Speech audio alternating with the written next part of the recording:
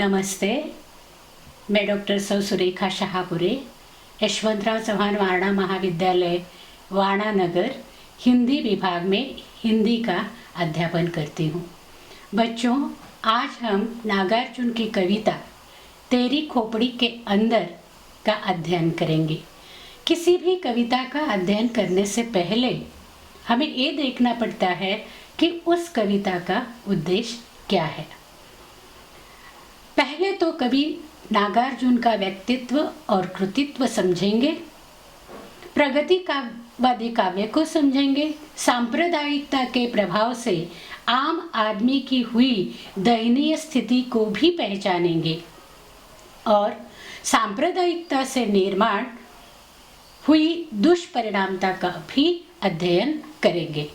वर्तमान जीवन की सांप्रदायिकता को समझेंगे और दिन ब दिन घटती सांप्रदायिक सौहार्द की भावना को जतन करने की हम कोशिश करेंगे। हिंदी के कई कवियों ने आम आदमी को केंद्र में रखकर अपनी काव्य रचनाएं की है, जैसे निराला, चंद्रकांत देवताले, सुभद्रा कुमारी चौहान और नागार्जुन।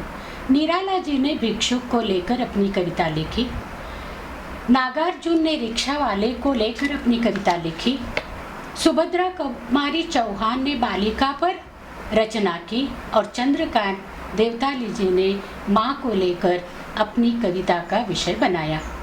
प्रस्तुत कविता में सांप्रदायिक द्वेष के कारण आम आदमी पर पड़े प्रभाव को परिलक्षित किया गया है।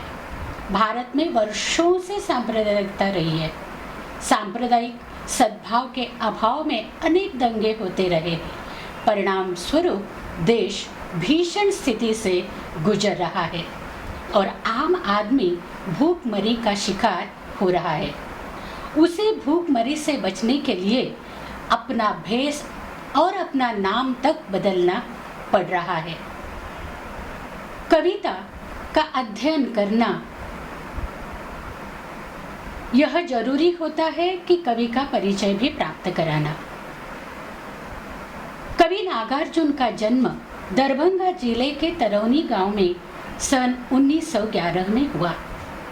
उनका असली नाम वैद्यनाथ मिश्र है। वे नागार्जुन एवं यात्री नाम से लिखते रहे हैं। उनका काव्य जनता का काव्य है। उनकी ख्याति हिंदी के अद्वितीय साहित्यकार के रूप में रही है। वे प्रगतिशील और वामपंथी विचार के समर्थक रहे हैं। उन्होंने सामाजिक एवं धार्मिक कुरूढ़ियों के प्रति विद्रोह किया है। उनकी कविता में व्यंग्य है। उन्होंने कविता और उपन्यास विधा में अपनी लेखनी चलाई है। उन्होंने अनुवाद और आलोचना के क्षेत्र में भी अपना योगदान दिया है। मैथिली काव्य संग्रह पत्रहीन नग्न गांच पर उन्हें साहित्य अकादमी पुरस्कार मिला। उन्होंने प्राचीन कवि कबीर की तरह सामाजिक और धार्मिक विसंगतियों पर कठोर प्रहार किया, इसलिए उन्हें आधुनिक कबीर के नाम से पहचाना जाता है। प्रस्तुत कविता ऐसे भी हम क्या, ऐसे भी तुम क्या काव्य संग्रह में संकलित है। नागार्जुन प्रगतिवादी और जनकवि हैं। उन्होंने अपनी कविता के केंद्र में कलीमुद्दीन अर्थात आम आदमी को अभिव्यक्ति दी है। कलीमुद्दीन सांप्रदायिक दंगों के तथा द्वेष के शिकार बने हैं। भूखमरी समस्या के कारण उनकी स्थिति हीन दिन हो गई है। कलीमुद्दीन मेरठ का है, वह मुस्लिम है। वह अपने जीवन यापन के लिए रिक्शा चलाता है। हिंदू यात्री उनकी रिक्शा में बैठने के लिए तैयार नहीं होते अथवा उसे मजदूरी नहीं मिलती। आखिर कलीमुद्दीन हिंदी यात्रियों से आकर्षित होने के लिए अपना रहन सहन, वेशभूषा हिंदू की भांति बदल देता है। वह अपना नाम प्रेम प्रकाश रखता है, हिंदू जैसा वेश करता है, जोगिया रंग का कुर्ता, माथे पर चंदन का तीला और कान में लाल फूल और गले में रुद्राक्ष की माला पहनता है। उसके प्रेम प्रकाश बनने पर भी कवि के मन में प्रश्न तैयार होते हैं। प्रेम प्रकाश बनने पर भूख की समस्या तो मिटती है, अपने परिवार को भी थोड़ा सुख देने में वह समर्थ बनता है। प्रेम प्रकाश के प्रति कवि संवेदनशील बनते हैं, यहाँ तक कि वह कलीमुद्दीन परिवार से मिलना चाहते हैं। कवि के मन में उसकी बूढ़ी दादी बीमार अब्बा जान के साथ बैठकर चाय पीने की होती है। कवि कल्लू के नन्हे मुन्ने बच्चों से भी खेलना चाहते हैं, पर दूसरी तरफ कवि अंदर ही अंदर गुस्सैल होते हैं और अपने ही से प्रश्न करते हैं, तेरी खोपड़ी के अंदर यह क्या चल रहा है। अर्थात यहाँ यह भाव है कि कवि हिंदू होते हुए भी मुस्लिम आदमी से संवेदनशील क्यों हो रहा है। पुरानी रीति रिवाज के अनुसार हिंदू का मुस्लिम के प्रति संवेदनशील बनना आज की स्थिति में भी गैर है, मगर हिंदू कवि मुस्लिम कलीमुद्दीन के परिवार से अंतःकरण से मिलना चाहता है, मगर समाज में एक व्यक्ति होने के नाते क्या वह ऐसा कर सकता है। मुस्लिम परिवार के हर एक सदस्य के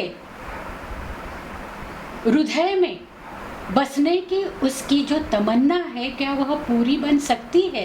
यही प्रश्न कवि के सामने है। नागार्जुन ने तेरी खोपड़ी के अंदर यह कविता लिखकर बहुत सारी विशेषताओं को प्रस्तुत किया है। कवि ने तेरी खोपड़ी के अंदर इस कविता द्वारा सांप्रदायिकता का द्वेष और उसके परिणामों की भयावहता को अभिव्यक्त किया।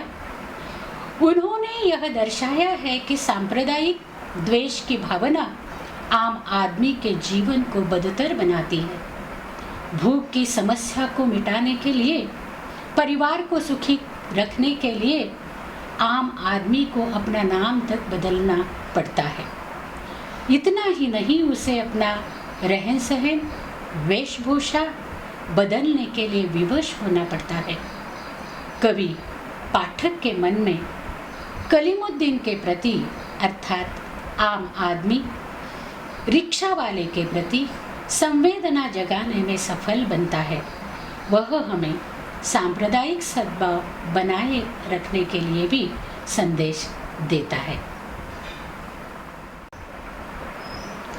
इस प्रकार आज हमने नागार्जुन की कविता तेरी खोपड़ी के अंदर कविता का अध्ययन किया। इस अध्ययन से हमने नागार्जुन के व्यक्तित्व और कृतित्व को जाना, उनकी कविता में केंद्रित आम आदमी का परिचय प्राप्त कराया।